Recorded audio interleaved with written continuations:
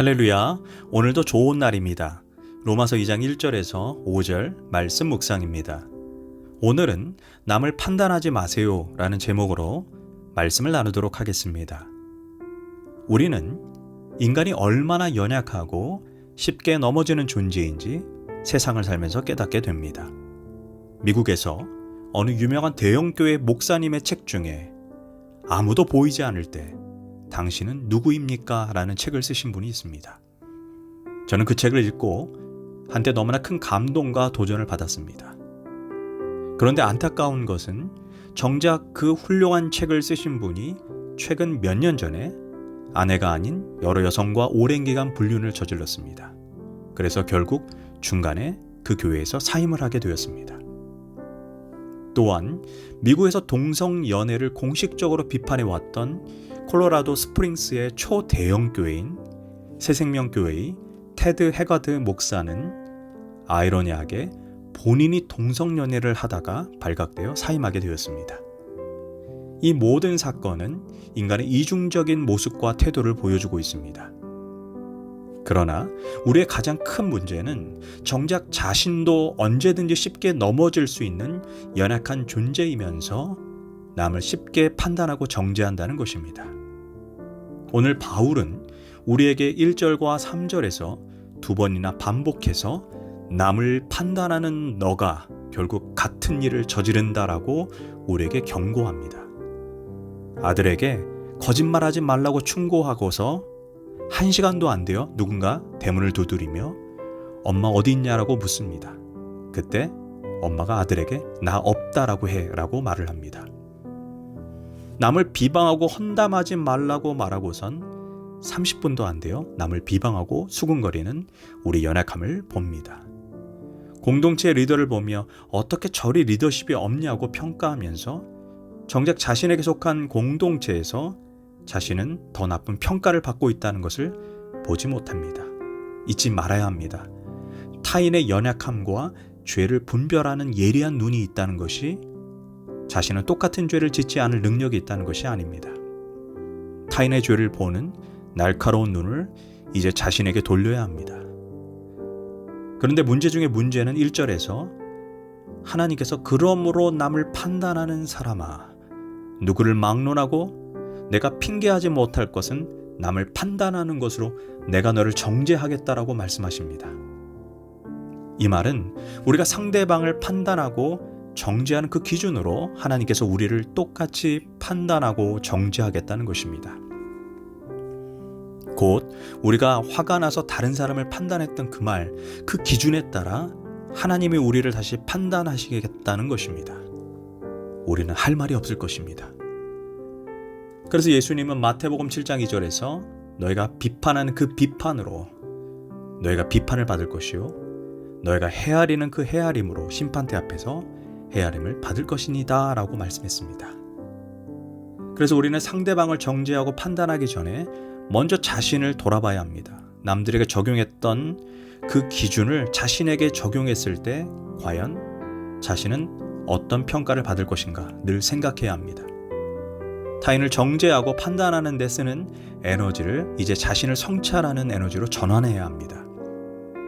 그렇다면 사람을 판단하고 비판하는 사람들의 본래 의도는 무엇일까요? 바로 의인의식 때문입니다. 의인의식이란 남을 쉽게 판단하고 정죄하지만 정작 자신에게는 관대한 태도를 말합니다. 가끔 이럴 때가 있습니다. 설교를 끝마치고 나면 성도들이 목사에게 찾아와 그날 말씀에 대하여 반응을 보입니다. 목사님 오늘 은혜 크게 받았습니다. 그런데 이 설교는 그 아무개 집사가 꼭 들어야 하는데 안타깝게도 오늘 그 아무개 집사가 나오지 않았습니다. 저는 이런 생각을 해보았습니다. 과연 이분이 말씀을 듣고 아멘 아멘 하면서 무슨 생각을 했을지 생각해보았습니다. 아마 이렇게 반응하지 않았을까요? 아멘, 오르신 하나님의 말씀입니다.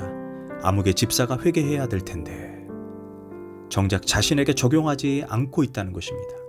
명심해야 합니다. 말씀을 들을 때 그 말씀이 나를 향한 말씀, 나를 변화시키는 말씀이 되어야 축복이 되는 거지. 아무개 집사만 생각난다면 그것은 저주가 아니겠습니까? 사도행전 2장에서 베드로가 설교했을 때 예루살렘에 모인 사람들이 보인 반응이 어땠습니까? 그래 맞다. 제사장이 회개해야 한다. 그래 맞다. 바리새인들이 회개해야 한다. 그래 맞다. 김 권사가 회개해야 된다. 이 집사가 회개해야 된다. 라고 이렇게 반응했습니까? 저희가 이 말을 듣고 마음에 찔려 베드로와 다른 사도들에게 물어 가로되 형제들아 우리가 어찌할꼬 이렇게 반응하지 않았습니까? 바로 그 말씀을 자기에게 주는 말씀으로 받았다는 것입니다.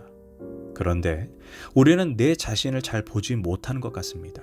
오죽하면 내가 하면 로맨스이고 남이 하면 불륜 이 말을 줄여서 내로남불이라는 신조어가 생겼을까요? 내가 하면 부동산 투자이고 남이 하면 부동산 투기입니다. 내가 하면 똑똑한 판단이고 남이 하면 잔머리입니다. 이처럼 의인의식에 사로잡힌 사람은 자기 자신의 허물에 대하여는 관대하며 남의 허물에 대해서는 예민하고 크게 봅니다. 그래서 의인의식에 사로잡힌 사람일수록 자주 사용하는 말이 말세라는 말입니다. 그렇지만 자기 죄를 보며 말세라고 하는 사람은 거의 없습니다. 모두 남의 허물을 보면서 말세라고 탄식합니다. 인신매매 범죄가 늘어나는 사회를 향해 그리고 성도덕이 무너지고 사람들의 심성이 점점 악해질 때 말세다, 말세라고 한탄합니다. 목사가 사랑이 있어야 하는데 요즘 목사들이 저렇게 사랑이 없으니 역시 말세라고 말합니다. 장로는 깨어서 기도해야 하는데 장로들이 저렇게 기도하지 않으니 말세라고 말합니다. 권사라는 분들이 더 낮은 자세로 봉사하고 헌신해야 되는데 자기 목소리만 낸다라고 말세라고 말을 합니다. 집사가 예배만큼은 철저하게 드려야 하는데 저렇게 예배도 제대로 드리지 않으니 말세라고 말합니다. 그렇지만 아무리 찾아보아도 그의 탄식 속에는 자기의 죄에 대한 언급은 손톱만큼도 없습니다.